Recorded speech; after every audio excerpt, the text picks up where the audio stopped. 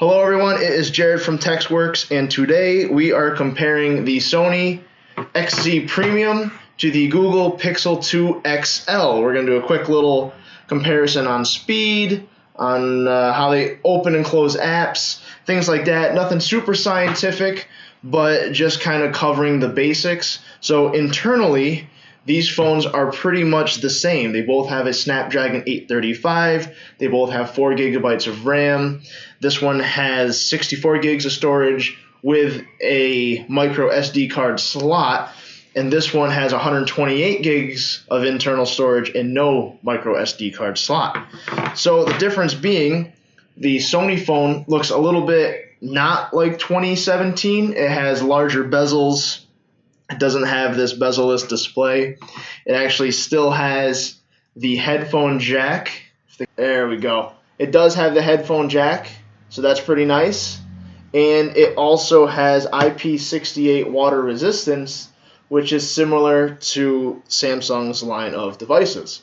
So you can take it for a swim, take it in the shower, do whatever you got to do. You can play PlayStation in the bathtub if you'd like. So really, where are they different? Besides not being, the bezel-less display, they're more or less the same as far as they both are running Android 8.0.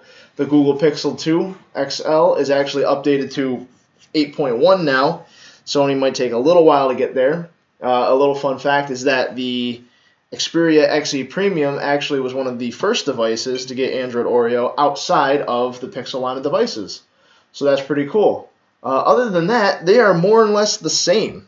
So why would you get one over the other? Well, right now, the Pixel 2 XL is almost twice as much as the Sony Xperia XZ Premium. And why is that? Well, because I guess it wasn't so popular. It's not so much talked about in the United States where the Pixel 2 is.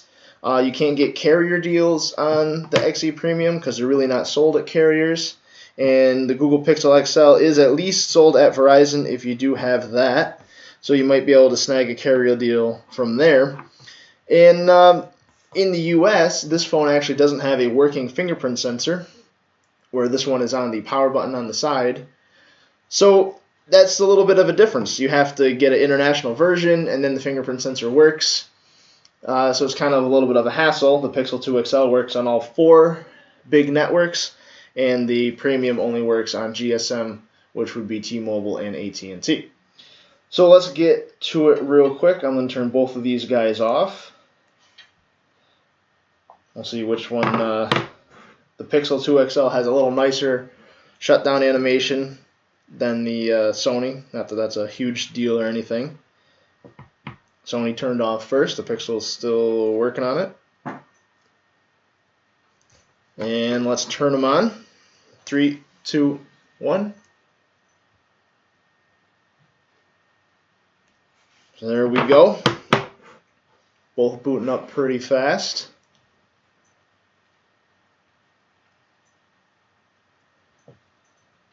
So the Pixel 2 XL loaded up quicker. The Xperia is doing its boot animation. So we'd be able to get into this phone probably, by the looks of it, 5, 10 to 15 seconds more. Now they're both there. So at first boot, we're going to have to enter in our passcodes. So let's do that.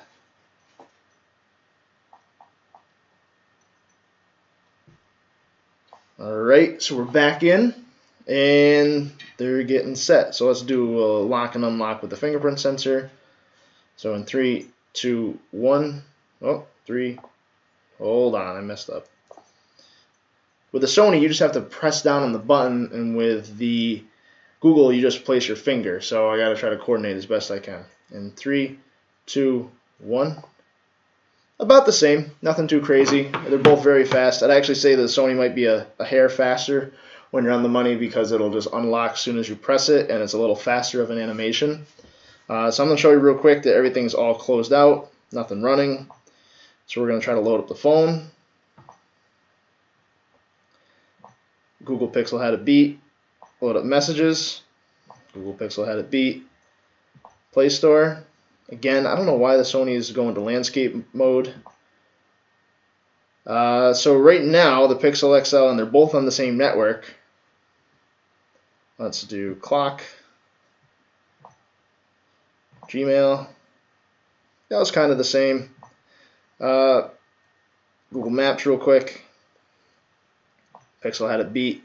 So a lot of this might come down to software optimization. Even though they are both running Android Oreo, it might just be the difference of being on Google's flagship. It might be a little more polished than on the Sony. After you load them, they're both identical. It might just be that first, startup of this device. Do the camera. Again, Pixel had a beat. Let's see if we can go over. I will show you the actual Geekbench score on both of these that I just ran earlier. Actually, the Sony had it beat as far as Geekbench is concerned, and you got to take these with a grain of salt because benchmarks only can do so much. But if you look at the camera, you see that the Pixel is at 1886 for single core and the Xperia is 1934. Not that it's a giant difference, and it's about 200 points higher on the multi-core. So for whatever reason, Geekbench is saying that the Sony is a little bit faster than the Pixel. I know in my day-to-day, like, this is a great camera, but the Pixel in more situations will have it beat. I'd say the Sony has a better screen. This actually has a 4K display, HDR compatible, that is beautiful when watching Netflix or any sort of media viewing. The background actually is the same photo, and on the Xperia it does look better. Just because of the colors or whatever, Google did have some problems with the Pixel's display. Other than that, the phones are very comparable. Android runs very smooth on both. Obviously, on the Pixels, it's more vanilla, where Sony has some overlay to it. Not a whole lot. They are using Android messages for the default messenger, Google Chrome. The camera's their own. Their phone is a modified Google dialer, so that's basically stock, and the launcher is Sony's Xperia. It's not a real hindrance. It is a little old school, which is why I'm saying the phone doesn't really fit the 2017 trend, but really Sony hasn't released a phone that's been out of this design language for a very long time. They always had these dual speakers. They've had waterproofing for a while. They've kept their headphone jack, and they have their fingerprint power button. And the camera is very good. It just so happens that the Pixels is better. Huawei Mate 10 Pro is probably a little better. According to the DxOMark score, the Sony is an 83 and the Pixel is a 98. I really wouldn't say that is as big of a difference as they're saying. I think it's actually much closer for most conditions.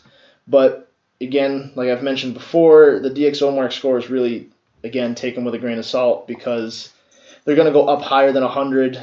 It's really kind of arbitrary almost. It's very good. Very different camera sort of things. Google's is very AI driven. This is Sony's lens driven. Just kind of two different thought processes besides on this phone. Other than that, the folders, everything like that is very stock basically, with very minor differences here and there.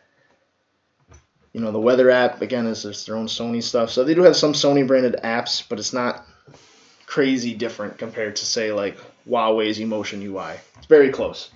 But anyway, that's going to be my quick comparison between these two.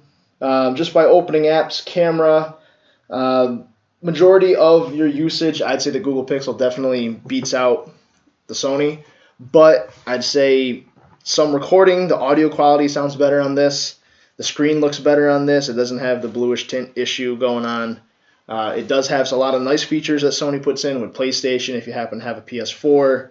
With movie editing, they both have AR. They both are very good in that respect. So I wouldn't say they're far apart. They are closer than a lot of people think. This one just a lot of people haven't heard about, and the Pixel has obviously been a lot more in the limelight because it is Google's flagship trying to take down Apple. So that is my video. Please like, share, subscribe, comment, and we'll see you again in the next one. Bye.